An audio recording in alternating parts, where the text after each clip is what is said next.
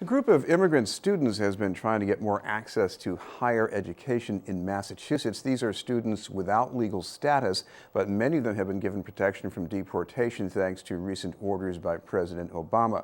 They're trying to build on that by pushing again for the right to attend local public colleges, but with the lower tuition rates for other students from Massachusetts.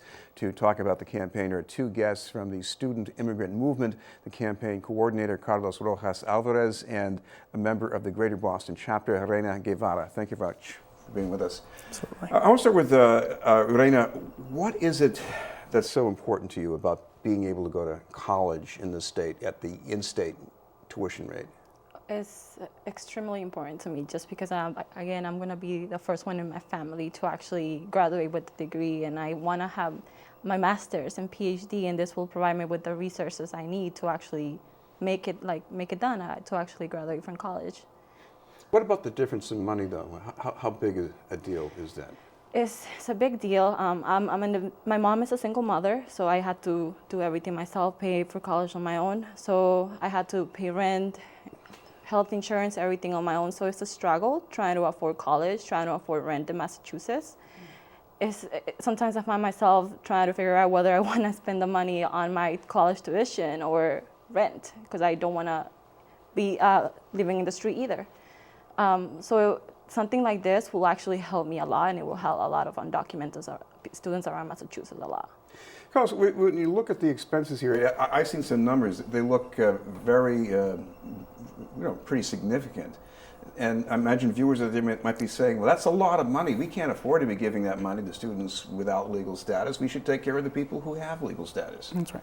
Well, I think it's important to dispel some myths about immigrants, and in particular, undocumented immigrants in Massachusetts and across the country.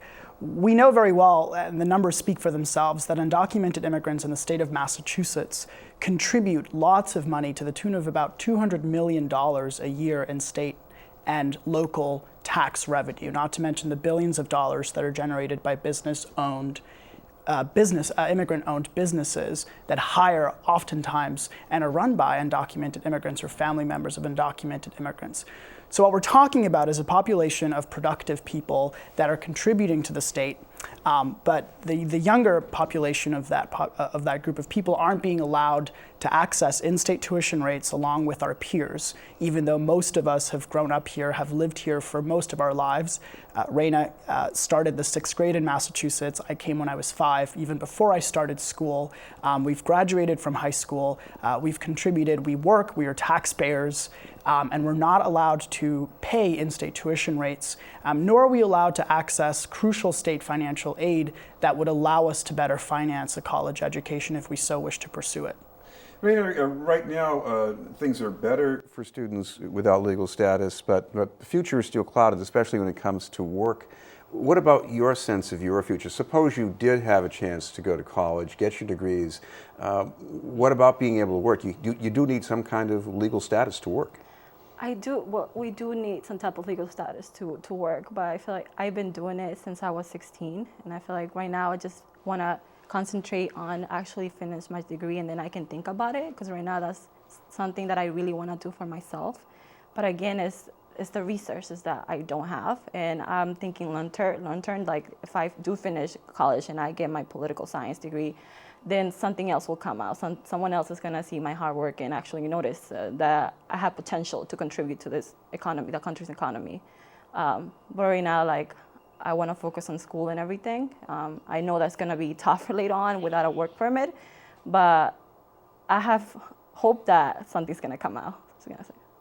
Carlos, what about the reception you've been getting to this campaign in the legislature? I should point out this is a campaign mainly to get more support from Democrats.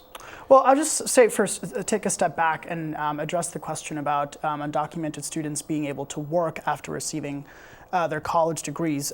There are several ways to do that. As you mentioned, because of the Deferred Action for Childhood Arrivals program that was announced by the president in 2012, about 16,000 undocumented young people in the state of Massachusetts, again, who have lived here for most of their lives, we go to your kids' schools, we're your kids' friends, have work permits, work authorization that can be put to better use with college degrees.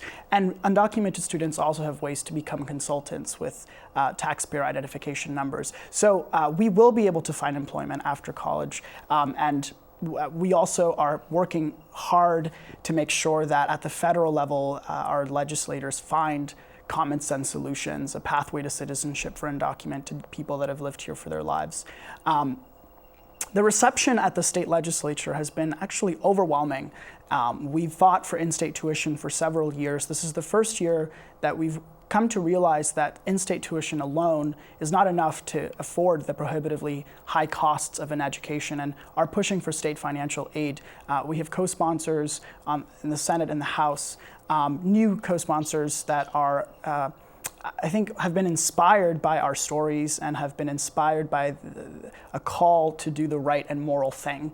And of course, we also still have Democrats that feel uneasy about this legislation, either because they don't have enough information on it yet, or feel that their constituents might not fully understand the legislation and what it calls for. And that's our job, to make sure that legislators and constituents across the state understand. But we really do believe that if the people of Massachusetts heard our stories and understood what this bill would and wouldn't do, and what it calls for and what it doesn't call for, I do think that the people of Massachusetts would see why this is not just beneficial for students like me and Reina, but is beneficial for the state as a whole. I mean, we keep hearing that, if you don't have legal status, you have to keep a low profile and keep away from getting into trouble. Was it difficult for you to get involved in the public campaign like this? It was. I had a deportation order for 9 years. So my mom was really skeptical about any type of group that did any activism work. And me coming out as undocumented in 2013 was just hard for her, because she basically hit me everywhere, moved from city to city, so I wouldn't get caught and I will have a chance of actually graduating high school here and going to college. So it was really hard speaking out about being undocumented, and still is, because you still face the judgment of people thinking whether you're worthy of even going to college or even being in the United States. So it's really hard. But I feel like if I don't do it and I don't set that example, then my sisters won't see that, my other cousins who are undocumented won't see that, and they won't come out as undocumented themselves. Carlos, briefly, if people want to find out more about the campaign and keep up to date, you've got a website or a Facebook page where they can do that? We do. We can be found on Facebook if you type in the Student Immigrant Movement, and you can also find us online at www.simforus.com. That's simforus.com. You'll find lots of information, including our upcoming legislative hearing that's coming up on Wednesday, July 15th at the State House. And it'll be one of many opportunities for the public to weigh in and show support for this incredibly important piece of legislation. Thank you both very much. Carlos Rojas-Álvarez and Reina Guevara. Thank you. We'll have more news in just a moment.